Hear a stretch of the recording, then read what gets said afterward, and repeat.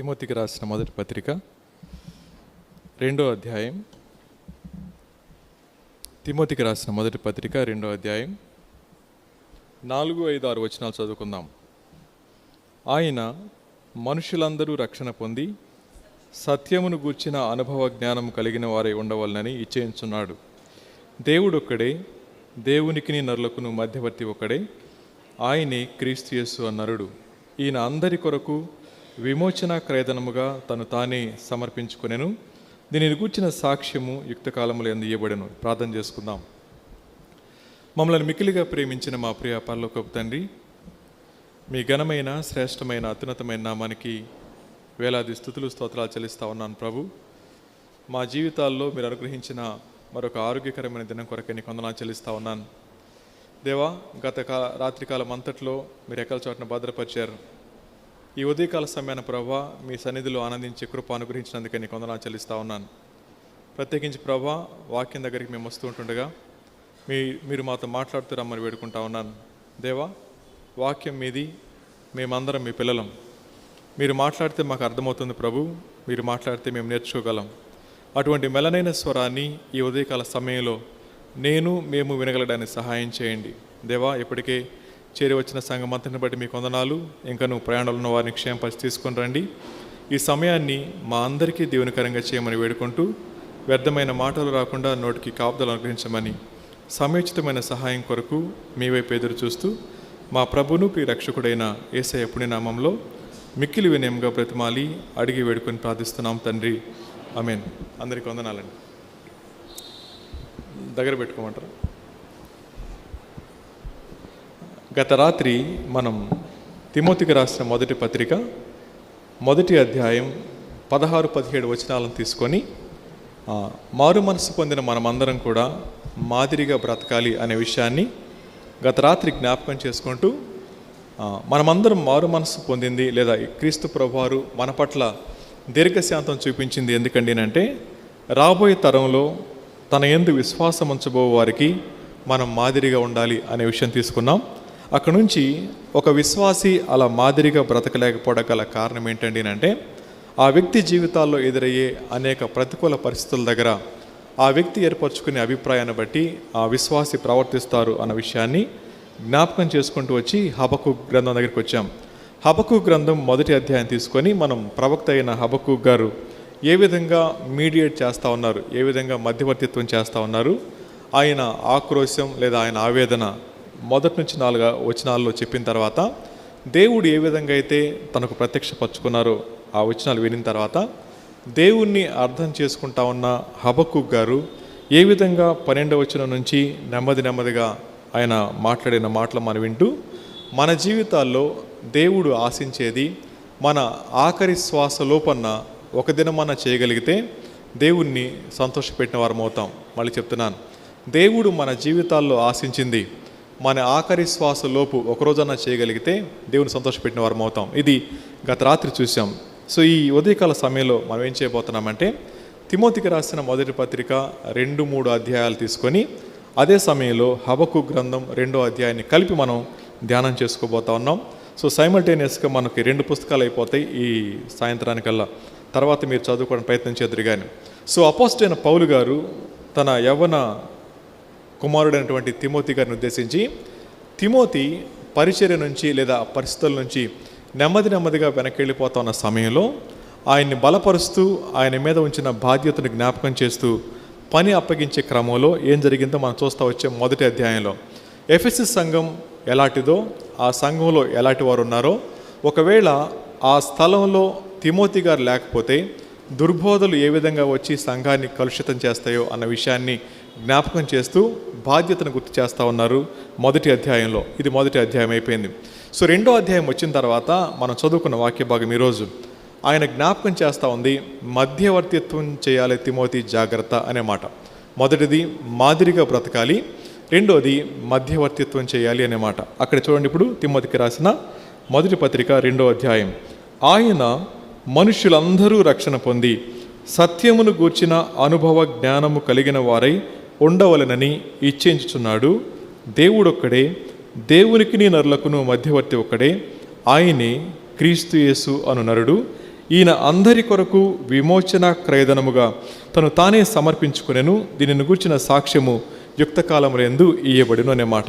So ఈ 2 వచనాలని మనం ధ్యానం చేస్తా ఉన్నప్పుడు దేవుని యొక్క ఆశ అందరూ అంతటా మారు మనసు పొందాలి అని మాత్రమే కాదు, కానీ సత్యాన్ని గూర్చిన అనుభవ జ్ఞానము కలిగిన వారే జీవించాలన్నమాట. సత్యం తెలియడం పెద్ద కష్టమేం కాదు.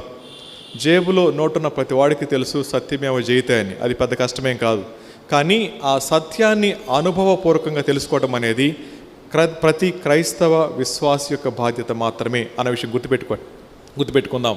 సో సత్యాన్ని ఎక్స్పీరియన్స్ చేసిన వాడు ఎక్స్ప్రెస్ చేయకుండా ఉండలేడు. సత్యాన్ని అనుభవిస్తే దాన్ని ప్రకటించకుండా ఉండలేము. ఇప్పుడు కూర్చున్న మీ అందరికీ ఒక చిన్న మాట చెప్తాను.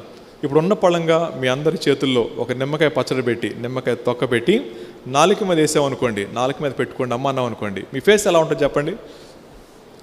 ఇప్పుడు అలా పెట్టొద్దు కానీ మీరు ఊహించుకోండి, మీకు అర్థమైపోయింది.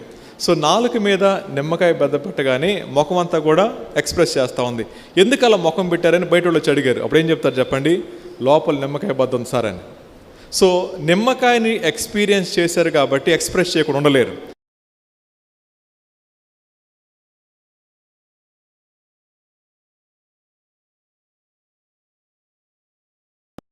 ఉండలేము.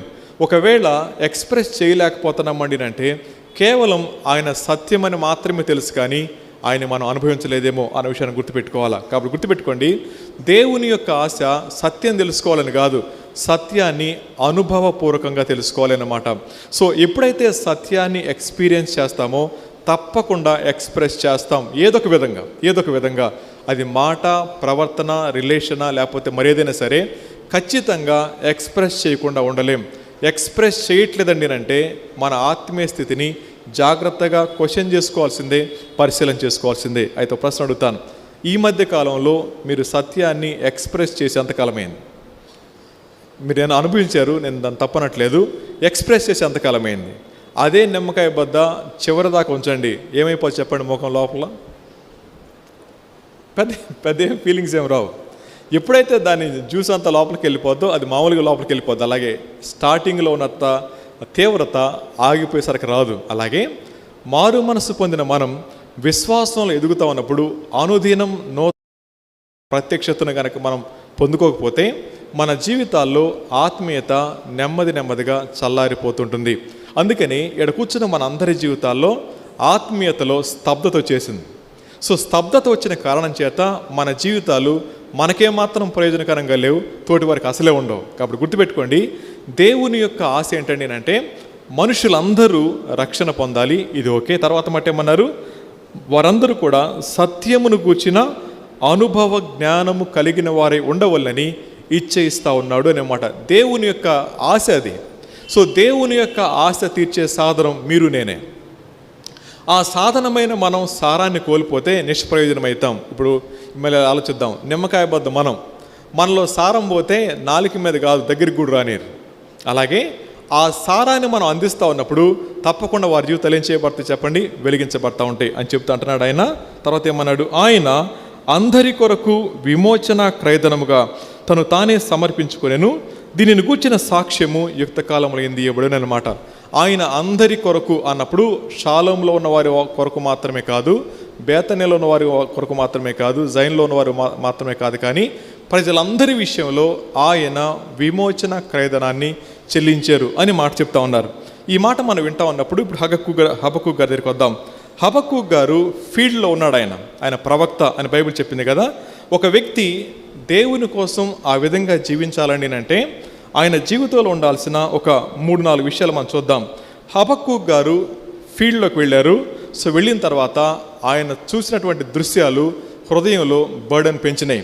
తన భారం అధికమవడం గల కారణం ఏంటండి అంటే నెబుకద్నెజరు యొక్క పరిపాలనలో క్రూరమైన హింస జరుగుతూ ఉన్నప్పుడు ఆ క్రూరమైన పరిస్థితుల మధ్య సమస్యను చూసినటువంటి హబక్కూకు గారు అంటా ఉన్నాడు, నువ్వెంతకాలం మౌనంగా ఉంటావు? ఇది మాట. ఇప్పుడు చెప్పండి, మన చుట్టూ ఉన్న భారతదేశంలో మాత్రమే కాదు ప్రపంచవ్యాప్తంగా జరుగుతూ ఉన్న పరిస్థితులు క్రైస్తవులమైన మన జీవితాల్లో ఏమాత్రం బర్డన్ని పెట్టలేకపోతున్నాయండి అంటే ఆయన చచ్చిన వారిగా బతుకుతూ ఉండాలా, లేకపోతే నాకెందుకులే నేను రక్షించబడ్డాను కదా అని ఒకవేళ దృక్పథంతో మనం జీవిస్తూ ఉండాలి. చిన్న మాటలు చెప్తాను, తెలిసిన విషయాలు చెప్తాను. ఈ దినాన్న 5 నెలల శిశువుని భుజాన వేసుకెళ్ళి బలాత్కారం చేసి చంపేశాడు పక్కన ఉన్న నూజివీడులో. 5 నెలల పాపని భుజాన వేసుకుని నిద్రపడితే జో కొడతా తీసుకెళ్ళిపోయి బలాత్కారం చేసి చంపేశాడు. ఇది పక్కనే జరిగింది మనకి. ఇలాంటి అమానవీయ సంఘటనలు జరుగుతూ ఉన్నప్పుడు నిజంగా మన హృదయంలో బాడని రావాలంటారా వద్దంటారా? అంత మాత్రమే కాదు, అక్కడ మాత్రమే కాదు, మన చుట్టుపక్కల కూడా చాలా చోట్ల గృహాల్లో జరిగే హింసలు బయటికి రావట్లేదు. అలాగే మనకు తెలిసిన మనకెందుకు అనుకుంటా ఉన్నాం. ఇటువంటి భయంకరమైన విపత్కరమైన పరిస్థితుల మధ్య ఒక క్రైస్తవ హృదయం మండట్లేదండి అంటే భారం పోయినట్లే అన్నమాట గుర్తుపెట్టుకోవాలి. సో హబక్కూ గారు అంటా ఉన్నాడు, ప్రభా నువ్వెంతకాలం మౌనంగా ఉంటావు అన్నప్పుడు మధ్యవర్తిత్వం చేసేవారికి కావాల్సింది భారం ఉండాలి. భారం లేని వారు మధ్యవర్తిత్వం చేయలేరు. ఇప్పుడు మీరు అనొచ్చేమో, అన్న మీరు దేవుని సేవకులు కాబట్టి, లేదా సువార్థికులు కాబట్టి, లేదా పరిచారకులు కాబట్టి మీకు ఆ భారం ఉండొచ్చు, కానీ మేము విశ్వాసులం కదా అనుకోకండి. కొరింథీయులకు రాసిన 2వ పత్రిక 5వ అధ్యాయం 18వ వచనంలో పౌలు గారు చెప్తూ ఇలా అంటాడు. కొరింథీయులకు రాసిన 2వ పత్రిక 5వ అధ్యాయం 18వ వచనం చదువుకుందాం.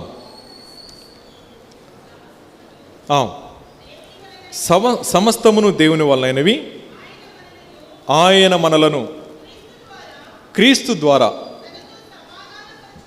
తనతో సమాధానపరుచుకొని ఆ సమాధానపరచు పరిచర్య మాకు అనుగ్రహించెను.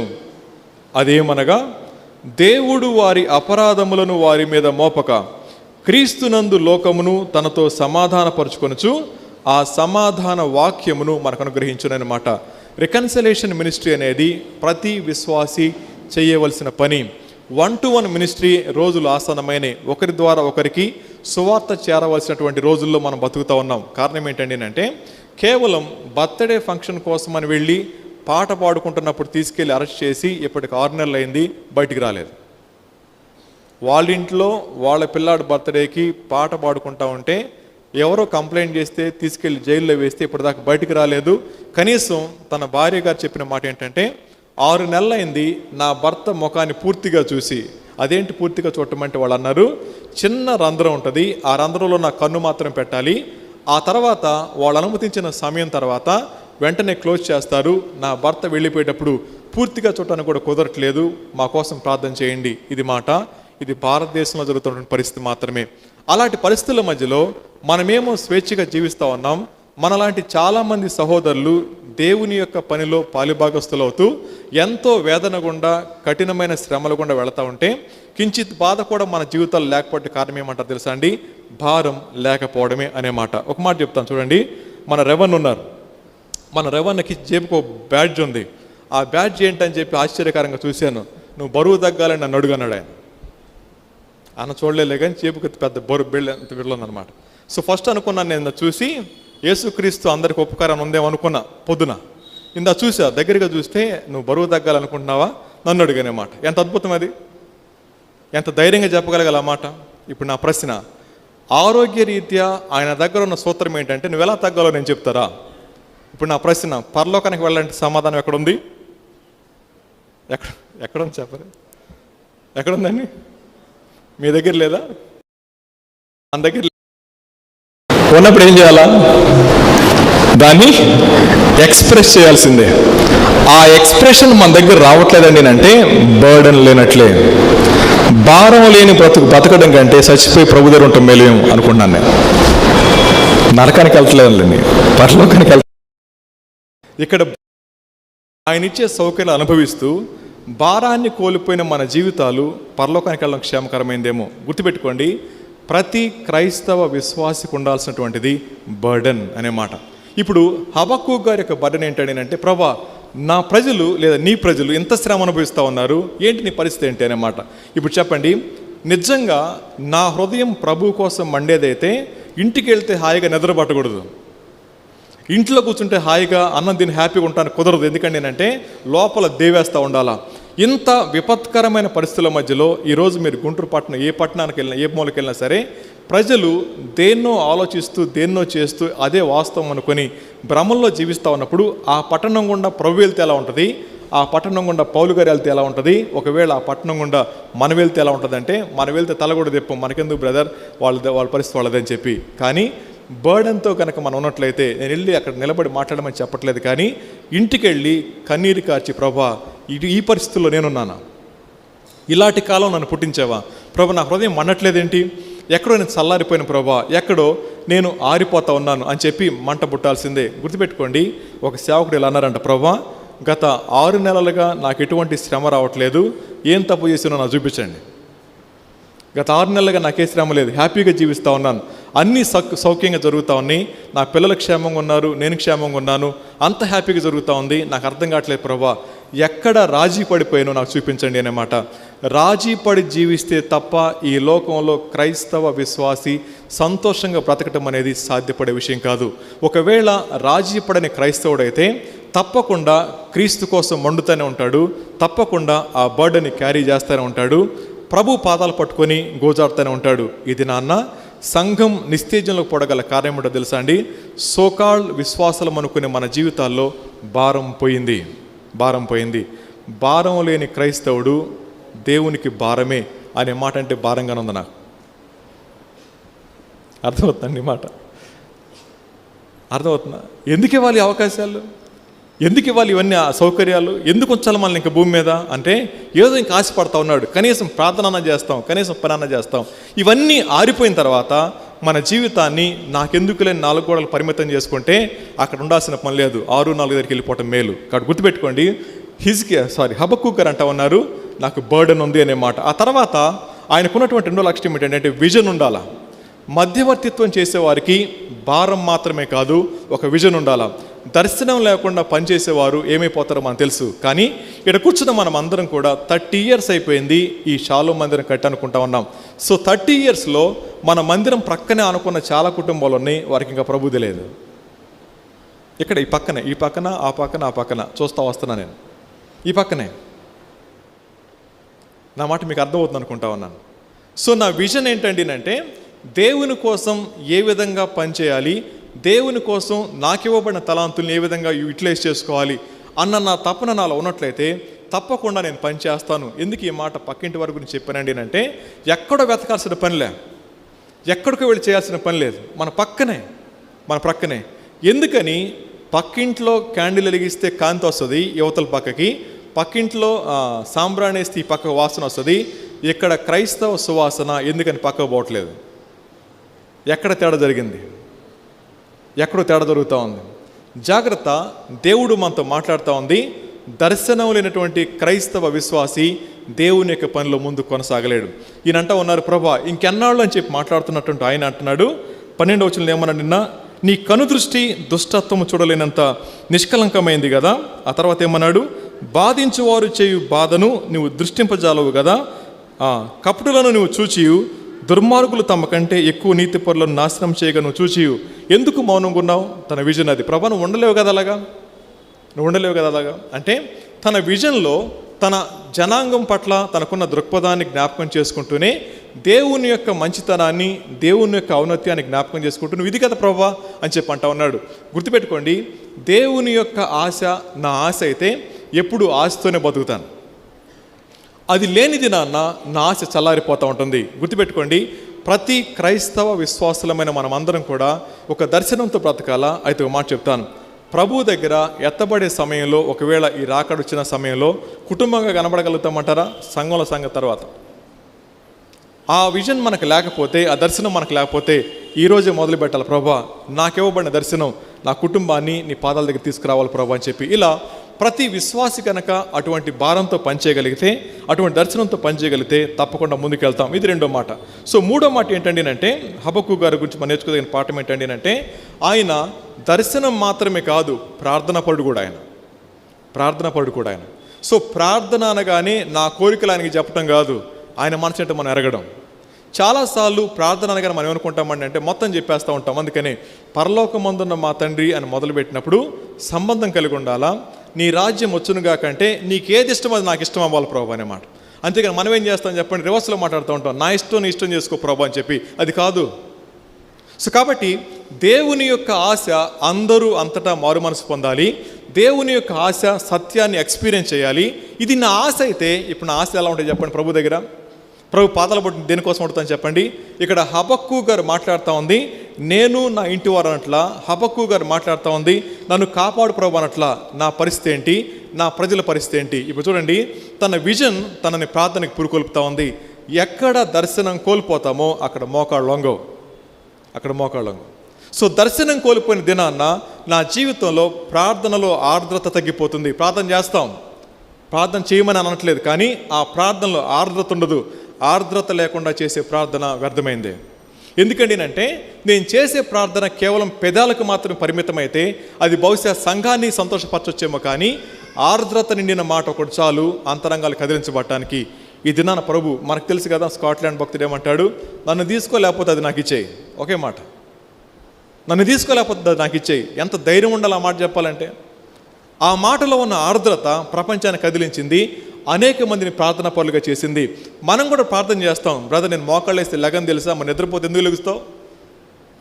మోకాళ్ళు వేస్తే లేకపోతే నిద్రపోతే ఎక్కడ లెగుస్తారు చెప్పండి? అది కాదు ఆ మాట.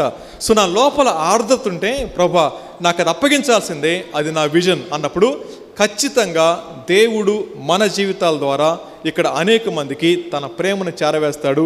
అందుకు దేవుడు మన సాధనాలు వాడుకుంటాడు. అది రావాలండి అంటే ప్రభు అడుగుతా ఉంది, మన ప్రార్థన జీవితం ఎలాగుంది అనేమాట. గత రాత్రి మనం చూసాం, దేవుడు ఎవరి ప్రార్థన వింటారు అన్నప్పుడు సామెతల గ్రంథం 15వ అధ్యాయం 8వ వచనం 2వ లైన్లు ఏమని చదువుకున్నాం, యథార్థవంతుల ప్రార్థన ఆయనకు ఆనందం. అంటే యథార్థత లేని వారు కూడా ప్రార్థన చేస్తూ ఉంటారు, బహుశా దుఃఖ పెడతా ఉంటారు. ఇలా అనుకుందాం చూడండి, చాలాసార్లు మనం ఏమంటామంటే, దేవుడు నా ప్రార్థన చాలాసార్లు విన్నారు బ్రదర్, కావాలంటే సాక్ష్యం చెప్పనా అంటారు. నేను చిన్న ప్రశ్న అడుగుతాను, మన ఇంటికి సమ్మర్లో ఎవరన్నా వచ్చి అమ్మ ఆకలి వేస్తుంది అన్నం పెట్టన్నారు అనుకోండి, మీరేం చేస్తారు చెప్పండి? అమ్మ ఆకలి వేస్తుంది అన్నం పెట్టమంటే మీరేం చేస్తారు? పెడతారుగా, ఎంతో కొంత, రాత్రితో మొన్నటిదో ఏదో ఒకటి పెడతారు ఫ్రిడ్జ్లో తీసి, రైట్. ఆ తర్వాత ఆయన గబగబా తినేసాడు, ఆకలి మీద ఉన్నాడు. తినిన తర్వాత అమ్మ బాగా టెంపరేచర్ ఎక్కువ ఉంది, కొంచెం ఏసీ వేస్తే పడుకుని వెళ్తా అంటే ఏమంటారు? కొద్దిసేపు పడుకుని వెళ్తాను అమ్మ ఇంట్లో ప్లీజ్ అంటే ఏమంటారు చెప్పండి? రాబాబు అంటారా? ఎందుకన్నారు? అమ్మ అన్నాడుగా, అన్నం పెట్టారుగా, మీరే అన్నం పెట్టింది పెద్ద మనసుతో, కాసేపు పడుకుని వెళ్ళిపోతున్నాడు, ఉంటానని చెప్పి అనలేదు కదా, ఎందుకని లోపలికి రానీరు?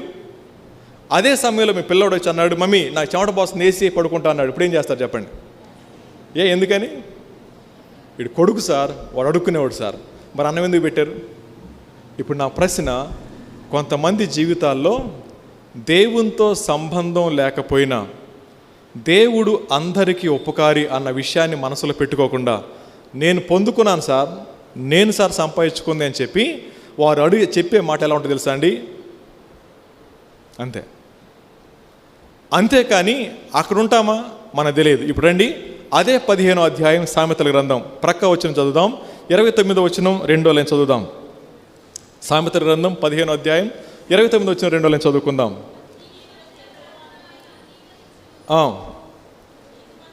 నీతిమంతుల ప్రార్థన ఆయన అంగీకరించును అనే మాట. ఆనందం, అంగీకారం, రెండు మాటలు. యథార్థత లేకపోతే దుఃఖం, నీతిమంతునిగా తీర్చబడకపోతే అనంగీకారం అనుకోండి, లేదా అంగీకారం లేదు అనే మాట. సో నీతిమంతులుగా తీర్చబడటం అనే మాట దగ్గరికి వచ్చినప్పుడు హబక్కూకు గ్రంథంలో దేవుడు మొట్టమొదటిసారి మాట్లాడిన మాట 2వ అధ్యాయం 4వ వచనం, నీతిమంతుడు విశ్వాస మూలముగా జీవించును అనే మాట ఇక్కడ ఆరంభమైంది. అది అలా కొనసాగుతూ వెళ్ళిపోతూ ఉంది. ఎందుకు వచ్చిందో అది మనం మాట్లాడుకోవడానికంటే ముందుగా, ఆ సేవకుడు మధ్యవర్తిత్వం చేస్తూ ఉన్న కారణం చేత అతని అంతరంగంలో భారం ఉంది, తన అంతరంగంలో ఒక దర్శనం ఉంది, దర్శనానికి తగినట్టుగా జీవితం ఉంది కాబట్టి మోకరించి ప్రార్థన చేస్తూ ఉన్నాడు. ఆ ప్రార్థనలో దేవుడు తను ప్రత్యక్షపరచుకున్నాడు కాబట్టి ఆయన ప్రార్థనతో పాటుగా పాటలు పాడటం మొదలుపెట్టాడు. సో గుర్తుపెట్టుకోండి, అక్కడ రాయబడిన మాట చూడండి, 3వ అధ్యాయం దగ్గర చూడండి ఏమని ఉంటుందో. మొదటి వచనం, ప్రవక్తకు హబక్కూకు వద్దకు చేసిన ప్రార్థన వాయిద్యములతో పాడదగినది అనే మాట. సో ఎప్పుడైతే ఒక సేవకుడు లేదా ఒక మధ్యవర్తిత్వం చేసే విశ్వాసి భారం కలిగి, దర్శనం కలిగి, ప్రార్థనాపూర్వకంగా ప్రభు దగ్గర కనిపెడతాడో, ఆ వ్యక్తికి ప్రభు ఇచ్చే సమాధానం తప్పకుండా అంతరంగంలో సంతోషం వస్తుంది. సంతోషం వచ్చిన తర్వాత గొంతెలాగొన్న పడాల్సిందే. ఇక్కడ కూర్చుని మనందరం పాడతాం, ఇక్కడ పాడేది ముగ్గురే కానీ మనందరం పాడతాం. ఇప్పుడు చెప్పండి, ఈ 4 గంటల అనుభవం మన అంతరంగంలో లేకపోతే క్రీస్తు కోసం ఈ భూమి మీద బ్రతకడం కానీ, క్రీస్తు కోసం మధ్యవర్తిత్వం చేయడం కానీ సాధ్యపడే విషయం కాదు. యవనస్తుడైన తిమోతితో పౌలు గారు మాట్లాడుతున్నాడు, తిమోతి నువ్వు మాదిరిని చూస్తూ ఉన్నావు కదా, అంత మాత్రమే కాదు, మధ్యవర్తిత్వం చేయాలి. సో మధ్యవర్తిత్వం అనేది ఎంత పెయిన్ ఉంటుందో, రెండు పార్టీస్ని సాటిస్ఫై చేయాలా. కొన్నిసార్లు వీళ్ళు కొడతారు, కొన్నిసార్లు వీళ్ళు కొడతారు. అలాంటి పరిస్థితుల మధ్యలో నిలబట్టక ధైర్యం ఉండాలా. సో దేవుని కోసం నిలబట్టమండి అంటే అన్నిసార్లు దండలేరు, అన్నిసార్లు వెల్కమ్ మంచిగా చెప్పరు. నీ పళ్ళు నువ్వే కడుక్కోమంటారు, కొన్నిసార్లు మన చేయి కూడా వాళ్ళు కడిగేస్తారు, కొన్నిసార్లు నువ్వే వండుకుంటారు, కొన్నిసార్లు మన వంట కూడా చేయనీరు. అన్ని పరిస్థితులు ఒకేలాగా ఉండవు. ఇలాంటి పరిస్థితుల మధ్య నిలబడాలండి అంటే తప్పకుండా ధైర్యం ఉండాల్సిందే. సో ఈ మాటలన్నీ కూడా వింటున్నటువంటి తిమోతి గారికి లోపల ఒకలాంటి మంట మండటం మొదలు పెడతా ఉంది. నా మాటలు మీకు అర్థమవుతున్నాయి కదా. హబక్కుకు గ్రంథాన్ని చూసుకుంటూనే ఆ వాక్యపు వెలుగులో తిమోతి గారి దగ్గరికి వచ్చి తిమోతి గారికి ఆయన పాసాన్ చేస్తా ఉన్న దర్శనాన్ని ఎంత చక్కగా ఇంజెక్ట్ చేస్తూ ఉన్నాడో, ఇంజెక్ట్ చేస్తూ తనని మాదిరిగా చూపిస్తూనే ప్రభువుని కూడా చూపిస్తూ ఉన్నాడు. దేవుని యొక్క ఆశ మనం తీర్చాలి తిమోతి. ఆ ప్రక్రియలో భాగంగా మీడియేట్ చేయాలా. మీడియేట్ చేయాలంటే నువ్వు పారిపోతే ఎలాగా, ఆ ఎఫీస్ సంఘం వాళ్ళు అయిపోతుంది కదా, నువ్వు ఒక నిలబడు, బర్డన్ ఉండాలి. తర్వాత దర్శనం ఉంటే ప్రార్థన చేస్తావు, ప్రార్థన చేస్తే ప్రభు పని చేస్తాడని ఎంకరేజ్ చేస్తూ తీసుకొస్తా ఉన్నాడు. ఇక్కడ ఆగి ఇప్పుడు హబక్కు గ్రంథం 2వ అధ్యాయం దగ్గరికి వద్దాం. ఒక విశ్వాసి జీవితంలో ఎందుకు శ్రమలు వస్తాయి? 2వ అధ్యాయం అంతటిలో కూడా ప్రభు అంటా ఉన్నాడు, నేను పనిచేసే విధానాన్ని నీకు చెప్తున్న హబక్కుకు రాయి. ఇది ఎప్పటి వారి కోసమే కాదు, రాబోయే తరాలకు ఒక పాఠంగా ఉండాలి. పెద్దగా రాయి, అందరికీ కనబడాలి, స్పష్టంగా చదవాలి, రాసిపెట్టు అని చెప్పన్నారు. ఒకవేళ మీ బైబిల్ చిన్నచ్చైతే కంటికి కళ్ళజోడు ఉండాలా, పెద్దచ్చైతే అప్పటికే బోధద్దాలు ఉండాలా. ఏది వచ్చినా సరే అక్షరాలు చూడండి. మన జీవితాల్లో శ్రమకు కారణమేంటో అర్థమవుతుంది.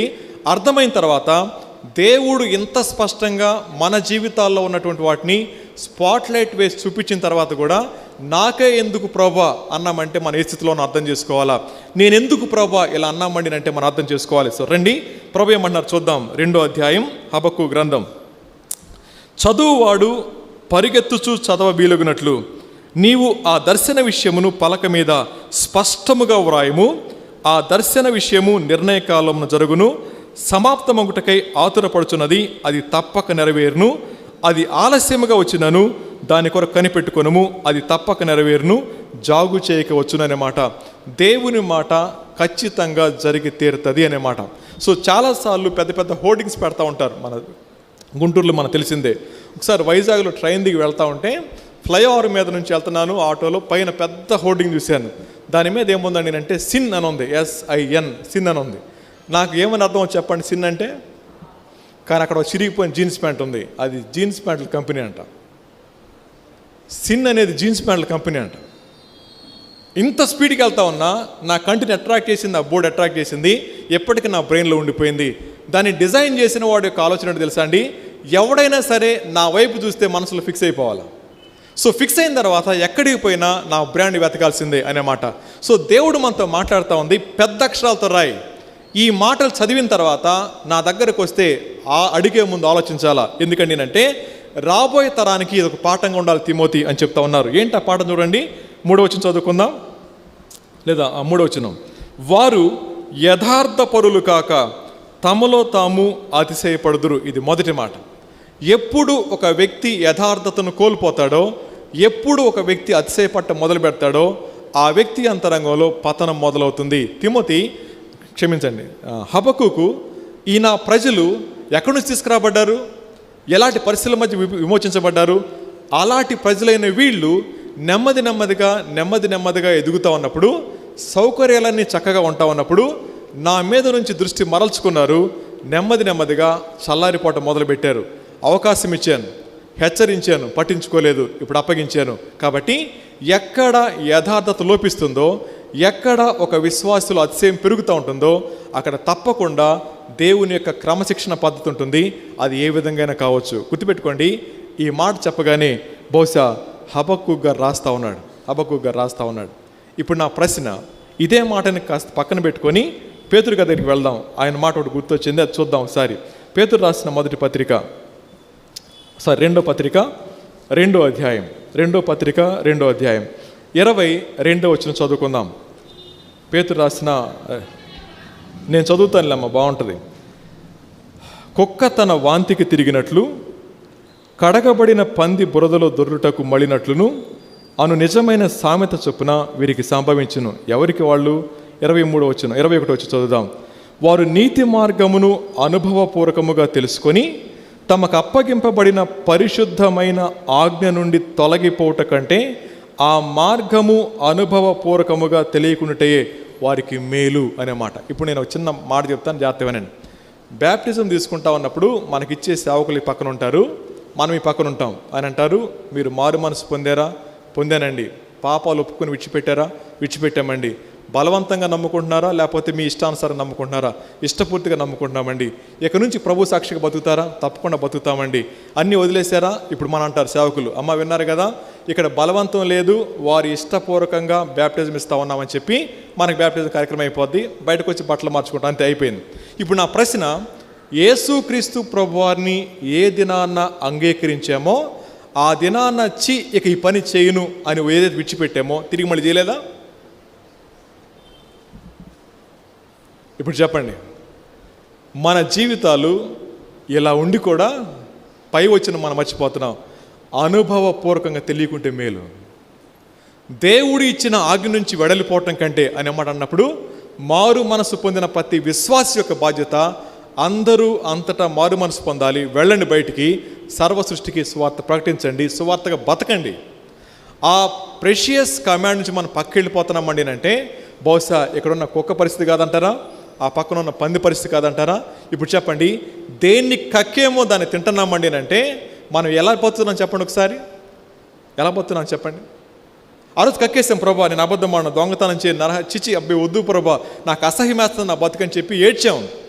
అది తప్పనట్లా, ఏడ్చిన మాట వాస్తవం, కన్విక్ట్ అయిన మాట వాస్తవం, అనుకున్న మాట వాస్తవం. కానీ తిరిగి మళ్ళా అదే పాపాన్ని ఏమాత్రం సిగ్గుపడకుండా, ఏమాత్రం బాధపడకుండా చేస్తున్నామండి అంటే ఎక్కడ మిస్ అవుతుంది మన లింక్ చెప్పండి. ఈ మాట రాసినప్పుడు నేను ఇలా అనుకున్నాను, పేతురు గారు రాస్తా ఉన్నారు, కోడి సౌండ్ వినపడిందేమో, నేనా ప్రభు అబద్ధం ఆడేది, వీళ్ళందరూ అబద్ధం ఆడినా సరే ప్రాణం అయిన ఇస్తానికి నేను అబద్ధం ఆడను. వెంటనే సౌండ్ వినపడి ఉంటుంది, కుక్క తన వాంతికి తిరిగినట్లు అనగానే కాసేపు పెన్ను పక్కన పెట్టి ఏడ్చుంటాడేమో, గట్టిగా ఏడ్చుంటాడేమో. మన భాషలో అర్థమేంటి చెప్పాలంటే, ఎంత బుద్ధిహీనంగా ప్రవర్తించాను ప్రభు, ఎంత బుద్ధిహీనంగా ప్రవర్తించాను, నేనే ప్రవర్తించాను. ఆత్మదేవుడు ఆయన ప్రేరేపిస్తూ ఉన్నప్పుడు, ఆయన వ్రాస్తూ ఉన్నప్పుడు, ఆయన అనుభవాన్ని కూడా జ్ఞాపకం చేసినప్పుడు పెన్ను కదులుండదు. కానీ ఇక్కడ కూర్చున్న మనం అందరం కూడా బ్యాప్టిజం రోజున వచ్చినటువంటి మనకున్న ఆ ఆతృత ఈ దినాన్న మన జీవితాల్లో చల్లబడిపోయిందండి అంటే అక్కడ రాసిన మాట, వాళ్ళు ఎరగక ఉండుటే మేలు. ఎంత కఠినంగా మాట్లాడుతున్నాడు ఈయన, అసలు ఎంత కఠినంగా మాట్లాడుతున్నారు ఈయన. అలా చేస్తూ కూడా సోకాళ్ళ విశ్వాసులు మనందరం కూడా. ఇప్పుడు ఈ శ్రమ వచ్చింది ఎవరికో తెలుసా అండి? అన్యులకు కాదు, తన వాళ్ళకే. కారణం ఏంటండి అంటే అతిశయం ఎక్కువైపోతా ఉంది. ఎక్కడ అతిశయం ఉంటుందో అక్కడ పతనం ఉంటుంది, ఎక్కడ యథార్థతను కోల్పోతాం అక్కడ తప్పకుండా శ్రమ ఉంటుంది. ఈ దినాన్న మన కుటుంబాలు కానీ మన వ్యక్తిగత జీవితాలు కానీ శ్రమలలో కూడా వెళ్ళడానికి యోబు గారు అంత పరిశుద్ధులం కాదనుకుంటున్నాను, నేనైతే కాదు. ఆయనకి పరీక్ష వచ్చింది, మనకు శోధనలు వస్తామని. ఆయన దగ్గర కారణం ఏంటో తెలుసా అండి? దేవుడు ఆశించేది 3 ఏంటో తెలుసా? మొట్టమొదటి స్థానం ఆయనకే ఇవ్వాలి, రెండోది ఆయన మీద మాత్రమే అనుకోవాలి, మూడోది ఆయన ప్రభావాన్ని మన జీవితం ద్వారా లోకాన్ని చూపించాలి. ఇది దేవుని ఆశ. ప్రథమ స్థానం ఆయనకే, ప్రథమ ప్రేమ ఆయనకే, మూడోది నా ప్రతిస్పందన కూడా ఆయన గురించే ఉండాలా. ఇప్పుడు చెప్పండి, ఈ ఉదయం లేచిన తర్వాత మనకి చాలా ఫోన్ కాల్స్ వచ్చి ఉండాలి. ఫోన్ కాల్స్లో అందరి క్షేమ సమాచారం విన్నాం, అందరితో మనం మాట్లాడుంటాం. ఎవరితో ఒకరితోనైనా ఈరోజు ప్రార్థన చేసుకున్నారా, వాక్యం చదువుకున్నామా? ఒకవేళ చదువుకోకపోతే ఈరోజు నాతో దేవుడు ఇలా మాట్లాడాడు, నా క్వైట్ టైం ఇది, ఎప్పుడు మాట్లాడామా? మన పిల్లలతోనే, బయట వాళ్ళతో కాదు, మన వాళ్ళతోనే, ఎవరితోనైనా సరే. అలా ఒకరోజు అడగండి మీరు, ఇక మీకు ఫోన్లు రావాలి దగ్గర నుంచి. నమ్మండి, ఇది మీ రేడియేషన్ ఎఫెక్ట్ తగ్గాలని నేను ఈ మాట మొదలు పెట్టండి. సెల్ ఫోన్ మానండి అని చెప్పి స్టిక్కర్ వేయాల్సిన పనిలే. మీరు రోజు క్వైట్ టైం చేసుకొని ఫోన్లు అలా అడిగితే మీ ఫోన్లు రావు, ఇక వస్తాయా? పొరపాటును కూడా రావు. అవసరం టెక్స్ట్ మెసేజ్ వస్తాయి, అన్న నేను అర్జెంటుగా పనిలో ఉన్నాను అక్కడ రండి, అంతే, ఫోన్ రావు. చాలా విషయాలు ఇది మనం అర్థం చేసుకోవాల్సిందే. ఇప్పుడు చెప్పండి, కుక్క తన వాంతికి తిరిగినట్లు అన్నమాట. ఎన్నిసార్లు దేవుడు ప్రాణాపాయ పరిస్థితుల మధ్యలో ఉన్నప్పుడు మనం అన్నాం, ప్రభా ఈ ఒక్కసారి ప్రభా ప్లీజ్ ప్రభా కరుణించు ప్రభా, ఇంకెన్నడూ కూడా ఆ వైపు చూడడం ప్రభా, మనమే అంది. ఈ ఒక్క బాధ నుంచి తప్పించు ప్రభా అని కాళ్ళు పట్టు నేర్చి ఆ అవసరం తీరిపోగానే తిరిగి మళ్ళా యథాస్థితికి వస్తూ ఉన్నప్పుడు దేవుని హృదయం బాధపడదా? ఇప్పుడు చెప్పండి, ఆ ప్రజలను అప్పగించడానికి గల కారణం ఏంటండి అంటే పేరు మాత్రమే దేవుని పిల్లలు, వారి అంతరంగాల్లో అతిశయమైపోయింది. వారి అంతరంగాల్లో ఏం కోల్పోయారు చెప్పండి? యథార్థతను కోల్పోతూ ఉన్నారు. ప్రియమైన వాళ్ళారా, యథార్థతను కోల్పోయిన మరుక్షణం మన జీవితాలు కపటాన్ని ఆశ్రయిస్తాయి. యథార్థతను కోల్పోయిన వాడు ఆశ్రయించేదాన్ని కపటమే. ఆ కపటం ఎంతో కాలం కనబడదు, ఒకరోజు బట్టబయలైపోద్ది. బట్టబయలైపోయిన తర్వాత నువ్వా పేతురు గారు అంటాడు, నాకెవరో ఆయన తెలియదు. ఆ చిన్నపిల్ల ఏలు పెట్టి మొఖాన్ని అంటది, నువ్వే అంటది అనమాట. చిన్నపిల్ల. ఇప్పుడు చెప్పండి, దేవుడు అన్యాయస్తుడా? దేవుడు వదిలేశాడా?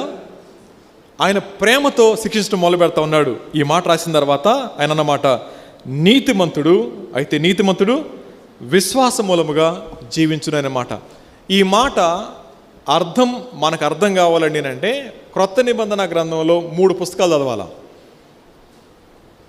ఈ మాట మనకు అర్థం కావాలంటే క్రొత్త నిబంధన గ్రంథంలో 3 పుస్తకాలు చదవాలా. మొదటిది, ఒక వ్యక్తి ఎలా విశ్వాసం ద్వారా జీవిస్తాడు అన్నప్పుడు నీతిమంతుడిగా తీర్చబడితేనే అన్న విషయాన్ని రోమిలికి రాసిన పత్రిక 1వ అధ్యాయం 17వ వచనం చెప్తుంది. మనందరికీ తెలుసు అది. సో రోమిలికి రాసిన పత్రిక 1వ అధ్యాయం 15వ వచనం ఏం చెప్తుంది చెప్పండి? ఒక వ్యక్తి విశ్వాసం వలన జీవించాలండి అంటే ఆ వ్యక్తి నీతిమంతుడిగా తీర్చబడాల్సిందే అనే మాట. సో ఈ 2వ అధ్యాయంలో ప్రాథమికమైన అంశం ఏంటండి అంటే దేవుడు నీతిమంతుడు అనే మాట. సో డిఎల్ మూడీ గారు అనుకుంటాను ఇలా అంటారు, righteousness is nothing but Christ అని. నీతి అనగా క్రీస్తు అనే మాట. ఒక వ్యక్తి క్రీస్తు ప్రభునందు విశ్వాసం ఉంచడాన్ని బట్టే నీతిమంతుడు, కానీ తన క్రియల వలన కలిగింది కాదు అన్న సత్యాన్ని చెప్పడానికి రోమిలికి రాసిన పత్రిక అంతా మనకు సరిపోతుంది. ఇది మొదటి మాట. సో రెండో మాట, అలా నీతిమంతుడిగా తీర్చబడిన వాడు ఎలా జీవిస్తాడు అన్న విషయాన్ని అర్థం చేసుకోవడానికి గలతీలకు రాసిన పత్రిక 3వ అధ్యాయం 11వ వచనం చెప్తుంది. ఒకసారి చదవండి. గలతీలకు రాసిన పత్రిక 3వ అధ్యాయం 11వ వచనం చదువుకుందాం.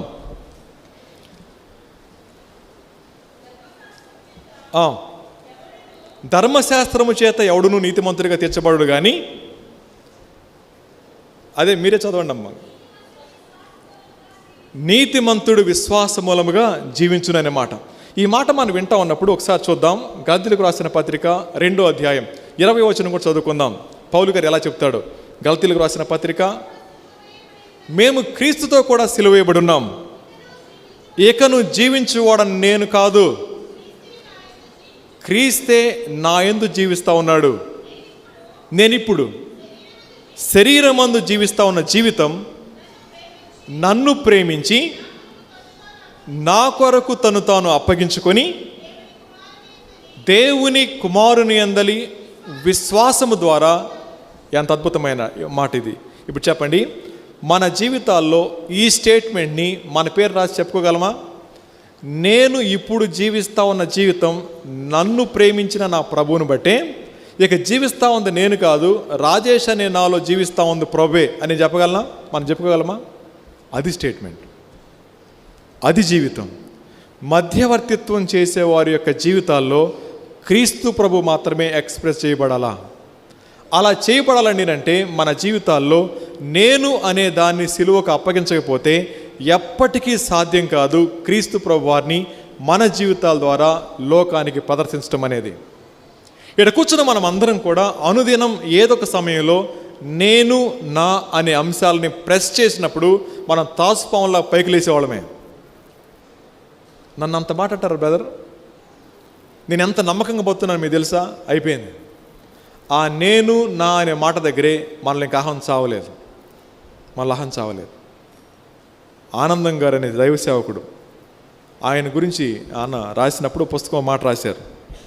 ప్రతిరోజు ఆనందం గారని వేటపాలెం దగ్గర పరిచర్కి వెళ్తా ఉన్నప్పుడు ఎదిరింటి ఆయన తిడతా ఉండేవాడు అంట బూతులు. ఈయన బ్యాగ్ వేసుకొని వెళ్ళిపోతా తలంచుకొని ప్రార్థన చేసుకుంటూ వెళ్ళిపోయేవాడు. చాలా కాలం అయిపోయింది. ఒక రోజున కాండ్రిని చుమ్మేశాడంట ఆయన, కాండ్రిని చుమ్మేశాడంట. ఈ సేవకుని బాగా కోపం వచ్చేసిందంట. బాగా కోపం వచ్చి సంచి చేత్తో పట్టుకొని లోపలికి వెళ్ళిపోయి మోకాళ్ళేసి, ప్రభా ఆ సహోదరుని నేనేమనలేదు, ప్రార్థనలో కూడా చూడండి ఎలా మాట్లాడారు, ఆ సహోదరుని నేనేమనలేదు ప్రభా, చాలా కాలంగా ఆయన తిడతా ఉన్నాడు, నేను పట్టించుకోలేదు, చాలా కాలంగా అనరాని మాట అన్నాడు, కానీ నేను ఎప్పుడు బాధపడలేదు. ఈరోజు ప్రభా కాండ్రిని చుమ్మేశాడు ప్రభా, చాలా బాధగా ఉంది ప్రభా అన్నాడంట. ఒక చిన్న తలం మనసులోకి వచ్చిందంట, ఎక్కడ వేసాడు ఉమ్మని. వాళ్ళ ఇంటి ముందు వేసుకున్నాడు ప్రభు అన్నాడంట. మరి నా మీద అన్నాడంట ప్రభు. ఎక్కడేసాడు చెప్పండి? ప్రభు మీద ఎక్కడేశారు? ఆ మాట గుర్తురాగానే గుండెలు బాదుకుని ఏడ్చి, ఎంత దుర్మార్గుని ప్రభు, ఎక్కడో వేస్తేనే నా అహం లేచి ఇట్లా నాట్యం ఆడుతూ ఉంది, నీ ముఖం మీద ఉమ్మేస్తే ఎలా తట్టుకోగలిగావు ప్రభా? ఇంకా నా అహం చావలేదు. ఇప్పుడు చెప్పండి, మన జీవితాల్లో అహం చావనంత వరకు కూడా క్రీస్తు కోసం బతకటం సాధ్యం కాదు. అది ఎక్కడైనా సరే, ఏ సంబంధంలో అయినా సరే. సో పౌలు గారు అంటా ఉన్నాడు, ఓ గలతీయులారా, ఇప్పుడు నేను జీవిస్తా ఉన్న జీవితం ఇది గిఫ్ట్ నాకు దేవుడిచ్చింది. ఇది నా గిఫ్ట్ దేవుడిచ్చింది. డాక్టర్ సర్జరీ చేసిన తర్వాత న్యూస్ పేపర్లో రాస్తారు, పునర్జన్మ ప్రసాదించిన సో అండ్ సో డాక్టర్ అని చెప్పి, పునర్జన్మని. ఆ పక్కన ఈయన టెస్ట్ మనీ తీసుకుంటారు. సార్ మీరు ఏం చెప్తారు డాక్టర్ గురించి అంటే, ఆయన దేవుడు సార్, నాకు మరో జన్మ ఇచ్చాడు, ఈయన జీవితాంతం ఈయన గుర్తుపెట్టుకుంటాను సార్ అని చెప్పి మళ్ళీ రోగం వస్తుంది, ఇంకో డాక్టర్ దగ్గరికి వెళ్ళిపోతారు. అది వేరే విషయం. ఇప్పుడు చెప్పండి, క్రీస్తు ప్రభు వారి యొక్క రక్తంలో కడగబడిన మనం ఆ కృతజ్ఞతాభావంతోనే జీవిస్తూ ఉన్నామా ఈ 30 సంవత్సరాలు అని పైచులుకు? అదే భావన మన అంతరంగాల్లో కొనసాగుతుందంటారా? ఆ కృతజ్ఞతాభావం పోయిన మరుక్షణం వచ్చేదే మన లోపల అతిశయం. ఎక్కడ కృతజ్ఞత లోపిస్తుందో అక్కడ కఠినత్వం వస్తుంది. కఠినత్వానికి ఆనుకునే ఉండేది అతిశయం, ఆ పక్కనే ఉండేది అదే యథార్థతలో లేని జీవితం. ప్రియమైన వాళ్ళారా, దేవుడు మనతో మాట్లాడుతూ ఉంది, కృతజ్ఞత లేని జీవితాన్ని ఎలా జీవించగలుగుతున్నారు మీరు? చాలామంది పిల్లలు అంటారు, నువ్వు నాకేం చేసావు చెప్పు, నువ్వు నాకేం చేసావు. అమ్మ నాన్న అడిగే మాట, నువ్వు నాకేం చేసావు, ఏం చేయాలి, నువ్వు బతుకున్నావు చాలది. నువ్వు వద్దనుకుంటే పీక నొక్కి తక్కడే చచ్చిపోయాడువి, పురిట్లో అని చెప్పేసి చచ్చిపోయాడు. నువ్వు వద్దనుకుంటే 5,000 ఇస్తే తీసి అవతల పడేసేవాళ్ళు అప్పుడే. కానీ ఇప్పుడు అంటారు పెద్ద అయిన తర్వాత, నువ్వు నాకేం చేసావు, నువ్వు నాకేం చేసావు. కృతజ్ఞత లేని హృదయం నుంచి వచ్చే మొట్టమొదటి మాట, నా లాభం ఏంటి, నాకేం చేసావు. ఇక్కడ కూర్చున్న మనలో చాలామంది అంటాం, నా కోసం ఏం చేసావు ప్రభా, నువ్వు ఇంతగా ప్రార్థన చేస్తాను, ఇంతగా యథార్థంగా పోతున్నా అన్నప్పుడు గుర్తుపెట్టుకోండి, కృతజ్ఞత కోల్పోయాం, కృతజ్ఞత కోల్పోయాం. సో పౌలు గారు అంటా ఉన్నాడు, ఇది నాకు ప్రభు ఇచ్చిన బహుమానం, ఆయన కోసమే వాడతాం, ఆయన కోసమే వాడతాం. ఒకసారి ఒక ఊరు మీటింగ్కి వెళ్ళాను.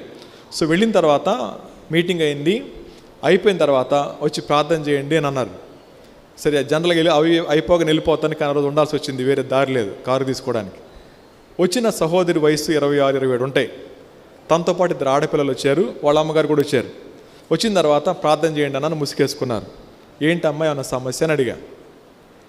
అని అడగగానే ఈ పక్కన వాళ్ళ అమ్మగారు అన్నారు, వీళ్ళ ఆయన మన కరెంట్ షాక్ కూడా చచ్చిపోయాడు అంద ఆవిడ, వాళ్ళ అమ్మగారు.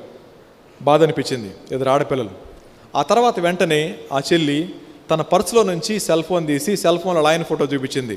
ఆయన వయసు 28, 27 ఉంటాయి అంతే. చూపించింది. ఇప్పుడు నేను ప్రార్థన చేయాలి.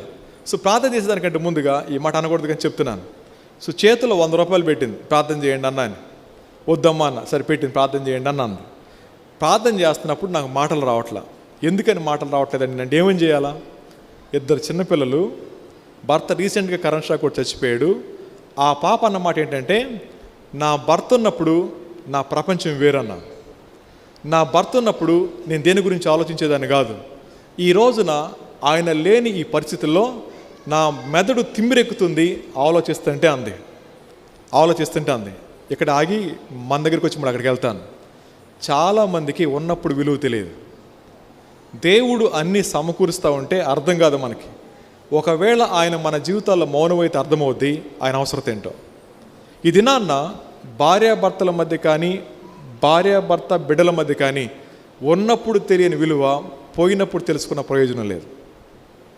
ఈ రోజున చాలా కుటుంబాలు సమాజం కోసం బతుకుంటున్నాయి సంతోషంగా, కుటుంబాలు అంతరంగా విడిపోతూ ఉన్నాయి. నేనేమని రాసుకున్నానంటే, కొన్ని కుటుంబాలు గూడ్స్ రైలు లాంటి, భర్త అక్కడ, గార్డు దగ్గర భార్య ఇక్కడ, వాళ్ళిద్దరికి ఏం సంబంధాలు ఉండవు, నడుస్తూ ఉంటుంది అంతే సంసారం.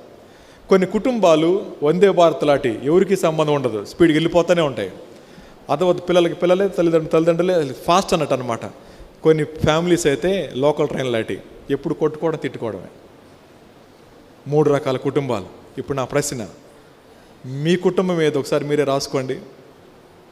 ఎలాగంటే ఎక్కడ టైం సరిపోతుందన్న, పొద్దున్నే లేగాల, పిల్లల్ని పంపించాలా, డ్యూటీకి వెళ్ళాలా, మళ్ళీ రావాలా, వంట చేసుకోవాలా, పడుకోవాలా, ప్రార్థన ఎక్కడ కుదురుతుంది? వందే భారత్ బ్యాచ్. మా ఆయన ఎప్పుడుకో వస్తాడన్న, మేము నిద్రపోతే ఆయన లేచి ఉంటాడు, ఆయన లేచి ఉంటే మేము నిద్రపోతాం, మాకు ఆయన సంబంధం లేదు. ఇది గూడ్స్ రైడ్లు ఆటోళ్ళు. ఇంకో కుటుంబం ఉంటుంది, వాళ్ళ ఇంటి తరపు చూడాలని అంటే భయం వేస్తుంది కొంతమందికి. ఎప్పుడు అరుపులే, నెమ్మది ఉండదు.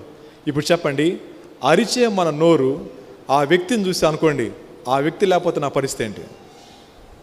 ఏదైనా భర్త ఆరు భార్య ఎవరైనా సరే, వారు లేనిది నాన్న మన కుటుంబ పరిస్థితి ఏంటి? భార్య లేదనుకోండి, తర్వాత ఎలా ఉంటుందో తెలుసా అండి? ఒకసారి ఒక సేవకుడు ఇలా అన్నారు, తన భార్య క్యాన్సర్ వచ్చింది, ఆయన వయసు 60 పైన ఉంటాయి, పిల్లలు పెద్దోళ్ళు అయిపోయారు. లాస్ట్ స్టేజ్లో అక్క రాత్రిపూట లేపి వాష్రూమ్కి తీసుకెళ్ళండి అన్నారంట. వాష్రూమ్కి ఆయన గబగబ లేచి లుంగి కట్టుకొని తీసుకెళ్తా ఉన్నారు. అంత దూరంలో ఉండగానే చేయి పట్టుకుని గట్టిగా నొక్కారంట. ఆవిడ నొక్కి ఏడుస్తున్నారంట. ఏంటమ్మా ఆగిపోయామని వెనక్కి తిరిగి ఏడుస్తుంది. ఆవిడేమన్నారని నేనంటే, ఈ వయసులో మిమ్మల్ని కష్టపెట్ట నా బాధగా ఉందండి అందంట. ఎవరిని? అన్నీ బాగున్న భర్త 4 అడుగులు వాష్రూమ్కి వేస్తే బాధపడుతుందంట ఆవిడ. ఆమెమో మరణ పడక మీద ఉంది, భర్త మంచిగానే ఉన్నాడు. ఆయన అన్నమాట, ఆ రాత్రి పోయాం చూడటానికి అని చెప్పి, రాత్రి 2 o'clock ఆయన చెప్తున్నమాట, నా భార్య ఆఖరి నిమిషంలో కూడా నేను కష్టపడటం చూడలేకపోయింది. ఇప్పుడు చెప్పండి, ఆవిడ లేని జీవితాన్ని ఎలా ఊహించుకుంటాడు ఈయన? ఎలా ఊహించుకోగలరు చెప్పండి? జాగ్రత్త. బైబిల్ చెప్తా ఉన్నమాట, లేనప్పుడు చూపించే ఆప్యాయత కంటే ఉన్నప్పుడు సరి చేసుకోవటం మంచిది. నా కనుల ముందున్న వ్యక్తితో నేను సంబంధం సరిగా ఉండాలని అంటే వారి యాబ్సెన్స్ని ఒకసారి ఊహించుకోండి. కళ్ళు తిరిగిపోతాయి, జీవితాలు తారుమారైపోతాయి, ఎప్పటిదాకా ఉన్న నా అహం విరిగిపోతుంది. చాలా కుటుంబాల్లో పంతాలకు పోయి పట్టింపులు పోయి నువ్వు లేకపోతే బతకలేమా అంటున్నారనమాట. ఎంత ధైర్యం ఉంటే ఆ మాట మాట్లాడాలా? రండి ఇక్కడ దగ్గరికి వస్తాను, 100 రూపాయలు పెట్టింది. సో ప్రార్థన చేస్తా ఉన్నా, మాటలు రావట్లా. సరే గబగబా ప్రార్థన అనేసి ఆమె నేను వెళ్ళిపోతున్నప్పుడు నా మనసులో నా అభిప్రాయం చెప్తాను. ఈ 100 రూపాయలు ఉంటే ఆ పిల్లలకి ఒక పావు కేజీ చికెన్ వస్తుంది, ఈ 100 రూపాయలు ఉంటే 2 పాల ప్యాకెట్లు వస్తాయేమో అనుకుంటున్నాను. అనుకుని వెళ్తా, ప్రభా ఏమని ప్రార్థన చేయాలి? ఆ తలంపెట్టి తెలుసా అండి, గుర్తొస్తే ప్రార్థన చేయి, అంత కంగారు పడకెళ్ళు, నేను చూసుకుంటూ పో. ఒక మనిషిగా మనమే అంత ఆలోచిస్తామండి. మరి ప్రభు ఇప్పుడు చెప్పండి, దేవుడు మనతో మాట్లాడుతూ ఉంది, నా జీవితం ప్రభుతో సఖ్యంగా ఉంటే, సక్రమంగా ఉంటే, సహవాసం మంచిగా ఉంటే నేను ఎప్పుడూ కూడా అతిశయపడను, దేన్ని బట్టి కూడా అతిశయపడను. చాలా కుటుంబాల్లో ఎందుకు వైరుధ్యాలు వస్తాయి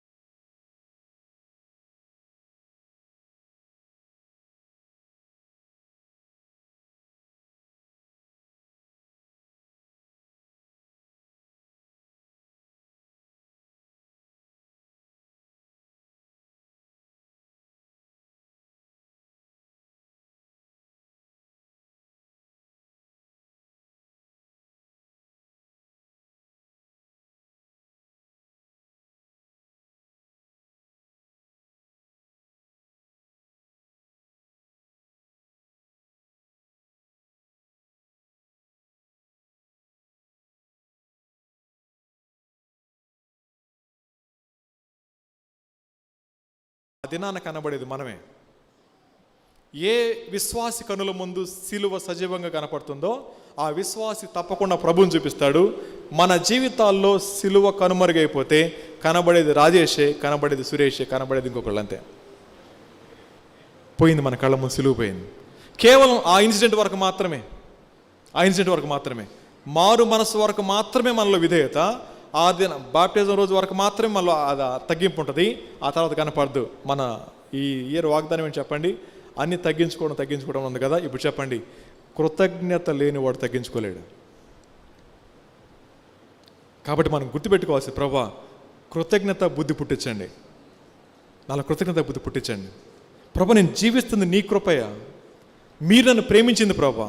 ఆ అవగాహనకు రావాలని అంటే నేను కక్కింది అంత భయంకరమైన అర్థం చేసుకోవాలి. కక్కింది అర్థమవుతండి. నేను వీటిని పిక్చరైజ్ చేసుకొని 3 స్లైడ్లు చేసుకున్నా.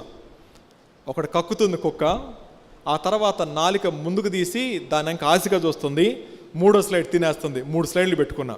సో పెట్టుకున్న తర్వాత నేను ఆలోచించుకుంటా ఉన్నాను. నేను ఎలా అంటే కక్కుతుంది, ఎంత వికారం వేసిందో లోపల, తర్వాత ఆశగా చూస్తూ ఉంది అంటే అప్పటికి వికారం, కానీ మనసులో ఆశ అలాగే ఉంది. అప్పటి పరిస్థితుల వికారానికి కారణమైనవి, కానీ ఇప్పుడు మాత్రం తిరిగి ఆశపడుతూ ఉంది. ఎంత భయంకరం చెప్పండి. అంటే తాత్కాలికమైన ఉపశమనం కోసం, తాత్కాలికమైన లబ్ధి కోసం దేవుని దగ్గరికి వచ్చి కన్నీరు కాచి ప్రభు అంటున్నామే, కానీ తని కోకటి వాళ్ళతో పీకలేకపోతా ఉన్నాం. ఆ ఆశ మనకి లేనే లేదు. అలా ఉండగలిగితే నేనా ఈ మాటలు మాట్లాడేది? ఆ రోజు కక్కింది నేనే కదా, తిరిగి మళ్ళీ ఎందుకు చేస్తానని ఎలాగా అన్నప్పుడు ఏమాత్రం మనలో ఆ కృతజ్ఞత బుద్ధి లేకపోతే ఎలాగ బతుకుతాం? ఆ అధ్యాయం 38వ వచనంలో కూడా ఇదే మాట చెప్తా ఉంటాడు. అక్కడ ఏముంటుందండి అంటే, నీతిమంతుడు విశ్వాస మూలంగా ఏం చేస్తాడు అనే మాట. నీతిమంతుడైతేనే ఒక వ్యక్తి నీతిమంతుడు ఉన్నప్పుడు ఎలా బతుకుతాడు? విశ్వాసం ద్వారానే. 3వది, విశ్వాసం ద్వారా నీతిమంతుడిగా తీర్చబడిన వాడు ఏం చేస్తాడు? బలమైన కార్యాలు చేస్తారు. అది హెబ్రీ పత్రిక 11లో చూస్తాం. అయితే అక్కడ మోషే అంటాడు, ఇహలోక, చదవండి మాట చాలా బాగుంటుంది, అది చదువుకుని మనం మళ్ళీ వెనక్కి వద్దాం. హెబ్రీ పత్రిక 11వ అధ్యాయంలో 23 వచ్చినాం. 11 ఓకే అమ్మ, ఓకే 11:23 నేను చదువుతాను. మోషే పెద్దవాడైనప్పుడు పుట్టినప్పుడు అతని తల్లిదండ్రులు ఆ శిశువు సుందరుడైనట చూచి విశ్వాసమును బట్టి రాజాజ్ఞకు భయపడక 3 మాసములు అతని దాచిపెట్టి, మోషే పెద్దవాడైనప్పుడు విశ్వాసమును బట్టి ఐగుప్తు ధనము కంటే క్రీస్తు విషయమైన నింద గొప్ప భాగ్యమని ఎంచుకొని అల్పకాలము పాప భోగము అనుభవించట కంటే దేవుని ప్రజలతో శ్రమ అనుభవించటకు మేలని యోచించి ఫరో కుమార్తె యొక్క కుమారుడు అనిపించుకుంటకు ఒప్పుకొనలేదు. ఎలయనగా అతడు ప్రతిఫలముగా కలగబో బహుమానమందు దృష్టి ఉంచెను అనే మాట. తన దృష్టి అది. ఈ మాట మనం అండర్లైన్ చేసి చదువుకుందాం.